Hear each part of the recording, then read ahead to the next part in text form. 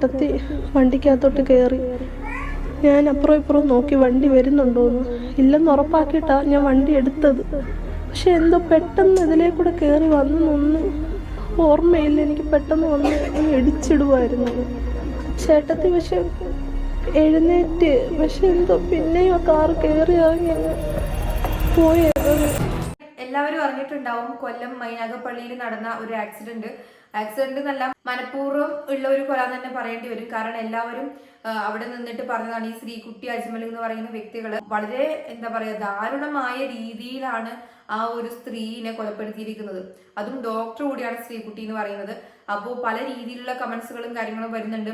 ഇത് ഗ്രീഷ്മേനെ പോലെ ഈ ശ്രീകുട്ടി ഡോക്ടർ ആയതുകൊണ്ട് തന്നെ ആ രീതിയിലേക്ക് ഇത് പോകത്തുള്ളൂ എന്നൊക്കെ പറയുന്നുണ്ട്.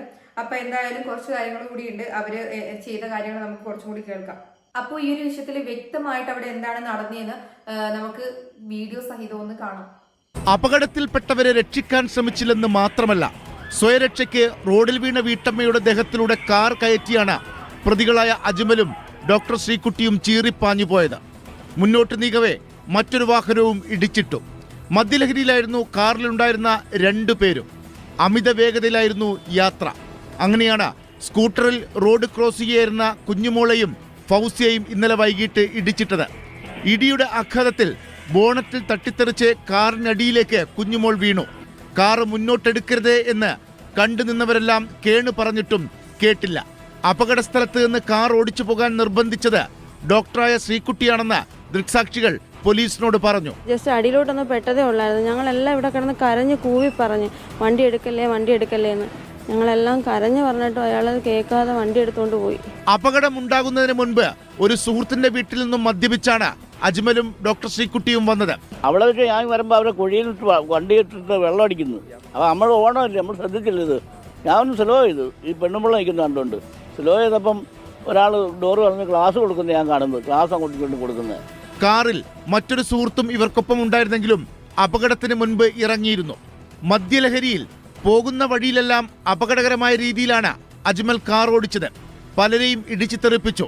ഒരു യുവാവിന് ഗുരുതര പരിക്കുണ്ട്. 7 കിലോമീറ്റർ അപ്പുറം ഒരു മതിലിൽ ഇടിച്ചാണ് കാർ നിന്നത്. അപ്പോൾ ഇവര് റോഡ് സൈഡിൽ നിർത്തിയിട്ട് ഇവർ 2 പേരും കൂടിയിട്ട് വെള്ളോടിയും കാര്യങ്ങളൊക്കെ ആയിരുന്നു. ഇത് കണ്ടിട്ട് ഒരുപാട് പേര് ഇത് കണ്ടവരുണ്ട്.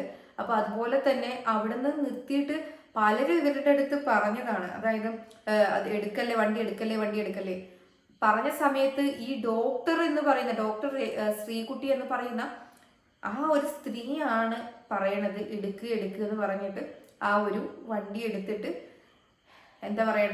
അത്രയും മോശം രീതിയിലുള്ള ദാരുണമായിട്ടുള്ള ഒരു അന്ത്യം അവിടെ അവരുടെ മുന്നിൽ വെച്ചിട്ട്, ഇത്രയും ആൾക്കാരുടെ മുന്നിൽ വെച്ചിട്ട് നടന്നത്. അപ്പോൾ ഈ ഒരു ഡോക്ടറായിട്ട് പോലും അവിടെ ഇത്രയും രീതിയിലുള്ള ഇങ്ങനെയുള്ള കാര്യം ചെയ്യണമെങ്കിൽ അവരുടെ മനസ്സ്, അല്ലെങ്കിൽ അവരുടെ കാര്യങ്ങൾ നമ്മൾ കൂടുതലായിട്ട് നമുക്ക് പറയാം. കാരണം അവരുടെ പാസ്റ്റ് കാര്യങ്ങളൊക്കെ പലരും ചോദിക്കുന്നുണ്ട്, എന്തിനാണ് ഈ ഒരു വിഷയത്തിലേക്ക് അവരുടെ പാസ്റ്റ് കാര്യങ്ങൾ കൊണ്ടുവരുന്നത്, അല്ലെങ്കിൽ അവരങ്ങനെയല്ല ഇങ്ങനെയല്ല എന്നൊക്കെ. പക്ഷെ അതിനൊക്കെ ഒരു കാരണമുണ്ട്. കാരണം ഇവരൊരു ഡോക്ടർ കൂടിയാണ്.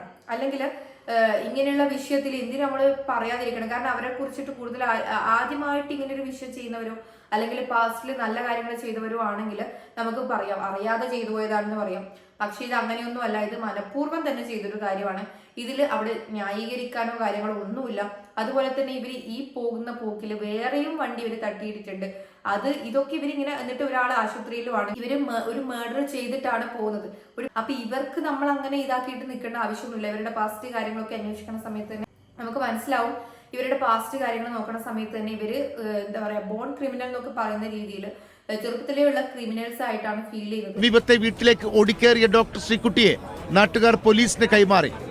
സംഭവ സ്ഥലത്ത് നിന്നും രക്ഷപ്പെട്ട് ഒളിവിൽ പോയ അജ്മലിനെ കൊല്ലം പതാരത്ത് നിന്നാണ് പോലീസ് പിടികൂടിയത്. അപ്പൊ അവിടെ ഒരു മർഡർ നടന്ന ശേഷം അവരടുത്ത വീട്ടിലേക്ക് ഓടിക്കേറുകയും അവിടുന്ന് അജ്മൽ അവിടെയുള്ള ആ വീട്ടിലുള്ളവർ ആദ്യമായിട്ട് ഇവരെ കാണുന്നത്. പക്ഷെ അവിടേക്ക് ഓടിക്കേറി അവിടെയുള്ള സാധനങ്ങളൊക്കെ നശിപ്പിച്ചിട്ട് പിന്നിലൂടെ എങ്ങനെ ഓടിപ്പോവുകയാണ് ചെയ്തത്.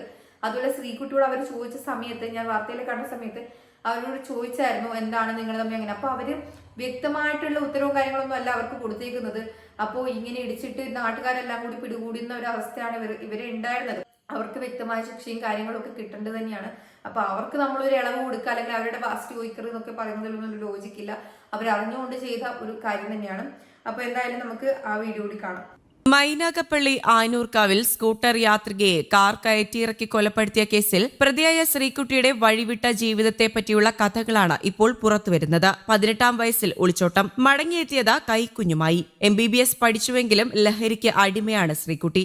വഴിവിട്ട ബന്ധങ്ങളും താളം തെറ്റിയ കുടുംബ പശ്ചാത്തലവും അതിന് കൂട്ടുമായി. പ്രദേശവാസികൾ അത് സാക്ഷ്യപ്പെടുത്തുന്നുണ്ട്. നെയ്യാറ്റിൻകര തൊഴുക്കലിലെ ശ്രീകുട്ടിയുടെ വീട് ഇപ്പോൾ അമ്മ സുരഭയുടെ നേതൃത്വത്തിൽ ദുർമന്ത്രവാദവും തുള്ളലും നടക്കുന്ന കേന്ദ്രമാണ്. നെയ്യാറ്റിൻകര വഴുത്തൂർ സ്വദേശിയായ ഷാജിയാണ് ശ്രീകുട്ടിയുടെ അച്ഛൻ. ഷാജിയുടെ വീട്ടിലെ ജോലിക്കാരിയായിരുന്നു ശ്രീകുട്ടിയുടെ അമ്മ. ഷാജിയുടെ 2ാം വിവാഹമായിരുന്നു ഇത്. ഷാജിയുടെ ശരവണ മൊബൈൽസ് എന്ന സ്ഥാപനത്തിലെ പണവുമായാണ് വീട്ടിലെ കാർ ഡ്രൈവറും കുതിരയുടെ ട്രെയിനറുമായിരുന്ന യുവാവിനൊപ്പം ശ്രീകുട്ടി ഒളിച്ചോടി ചെന്നൈയിലേക്ക് പോയത്. അധികം വൈകാതെ കൈക്കുഞ്ഞുമായി മടങ്ങിയെത്തി. തുടർന്ന് കോയമ്പത്തൂരിൽ പോയി MBBS പഠിച്ചു. ഉന്നത വിദ്യാഭ്യാസം നേടിയെങ്കിലും മുന്നോട്ടുള്ളത് നേർവഴിയായിരുന്നില്ല. മുൻകാല സൗഹൃദങ്ങളും നല്ലതായിരുന്നില്ല.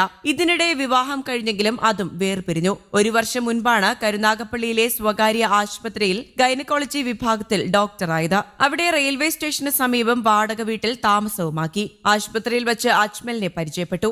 ഇരുവരും മറ്റ് സുഹൃത്തുക്കളും ശ്രീകുട്ടിയുടെ വാടക വീട്ടിൽ ഒത്തുകൂടി. മദ്യസൽക്കാരവും മറ്റ് ലഹരി ഭോഗങ്ങളും പതിവാക്കി.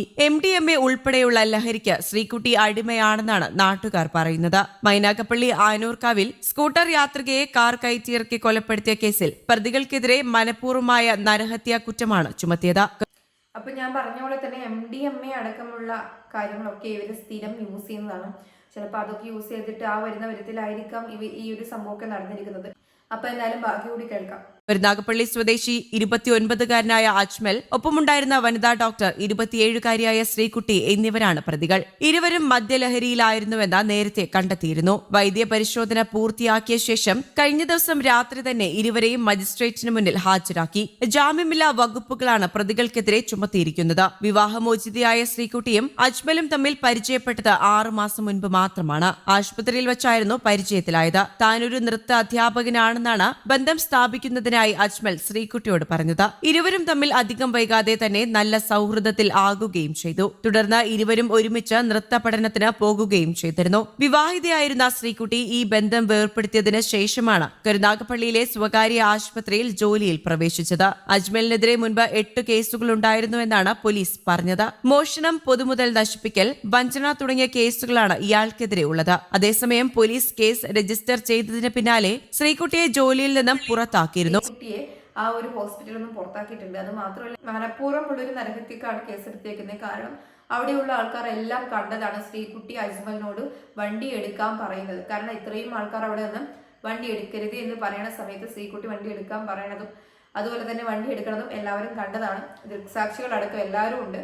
അപ്പോൾ ഇത്രയും ഒരു ഡോക്ടറായിട്ട് പോലും ഇത്രയും എന്താ പറയുക ക്രൂരമായ രീതിയിൽ ഒരാളെ കൊല്ലുക എന്ന് പറയുന്നത് എന്താ പറയുക അത്രയും ആ ഒരു MDMA കാര്യങ്ങളൊക്കെ അടിച്ച് ഇങ്ങനെ നടക്കുന്ന ഒരാൾക്കാർക്ക് എന്താ പറയുക സ്വബോധത്തിൽ പോലും ആയിരിക്കത്തില്ല. അപ്പൊ അങ്ങനെ വന്നിട്ട് ഇങ്ങനെ ഓരോരോ കാര്യങ്ങൾ കാണിച്ചു കൊടുക്കുന്നു. അതുപോലെ തന്നെ ഇവരുടെ അമ്മയുടെ കാര്യമൊക്കെ പറയുന്നുണ്ട്. അതുപോലെ എന്താ പറയാ ഒരു കൂടോത്രോ അല്ലെങ്കിൽ അങ്ങനെയുള്ള കാര്യങ്ങളൊക്കെ ചെയ്തിട്ടാണ് അവർ പോകുന്നത്. അപ്പൊ ഇതിന്റെ പുറകില് എന്തൊക്കെയോ ഉണ്ട്. ഇതിന്റെ പിന്നിൽ ആലോചിച്ച് പോകുന്ന സമയത്ത് ചിലപ്പോൾ കുറെ കാര്യങ്ങൾ ഉണ്ടാവും. കാരണം മൊത്തത്തിൽ വഴിവിട്ട ജീവിതമാണ് ഇവരുടെ വീട്ടുകാരടക്കം എല്ലാവരും നയിച്ചുകൊണ്ടിരിക്കുന്നത്. ഈ അജ്മലാണെങ്കിലും ഡാൻസ് പഠിക്കാൻ പോകുന്നതൊക്കെ ഒരു കള്ളത്തിലൊക്കെ പറഞ്ഞിട്ടാണ് എന്താ പറയുക ഇവർ തമ്മിൽ സുഹൃത്തുക്കളാകുന്നത്. അതുപോലെ തന്നെ ഇവർ രണ്ടുപേരും ഒരുപോലെ തന്നെ കുറ്റവാളികളാണ്. അപ്പൊ എന്തായാലും ഇതിനെക്കുറിച്ചുള്ള നിങ്ങളുടെ അഭിപ്രായം താഴെ കമന്റ് ചെയ്യാം. അതുപോലെ തന്നെ ഇവർ ചെയ്തത് തെറ്റ് തന്നെയാണ്. അത് അറിഞ്ഞുകൊണ്ടുള്ള ഒരു തെറ്റ് തന്നെയാണ് ഇവർ ചെയ്തേക്കുന്നത്. അപ്പൊ അതിനെ ന്യായീകരിക്കാനും കാര്യങ്ങൾക്കൊന്നും പറ്റത്തില്ല. ന്യായീകരിക്കാൻ പറ്റുന്നൊരു തെറ്റോ കാര്യങ്ങളോ അല്ല ഇവർ പറഞ്ഞിരിക്കുന്നത്. അതുകൊണ്ട് തന്നെ ഇവരുടെ പാസ്റ്റ് എടുത്തിടരുത് അങ്ങനെ വരുന്ന കമന്റുകളൊക്കെ കണ്ടായിരുന്നു. അപ്പൊ അതിനൊന്നും പറഞ്ഞിട്ട് കാര്യമില്ല. കാരണം അവരുടെ പാസ്റ്റ് അവർ കുറ്റവാളികളാണ്. അവർ ഇത്രയും വലിയൊരു കുറ്റം ചെയ്തിട്ട് ഇരിക്കുന്ന ആൾക്കാരാണ്. അതുകൊണ്ട് തന്നെ അവരെ ആരും ന്യായീകരിക്കേണ്ട ആവശ്യമൊന്നും ഇവിടെ വരുന്നില്ല. അപ്പൊ എന്തായാലും ഇതിനെക്കുറിച്ചുള്ള നിങ്ങളുടെ അഭിപ്രായങ്ങൾ താഴെ കമന്റ് ചെയ്യാൻ മറക്കണ്ട.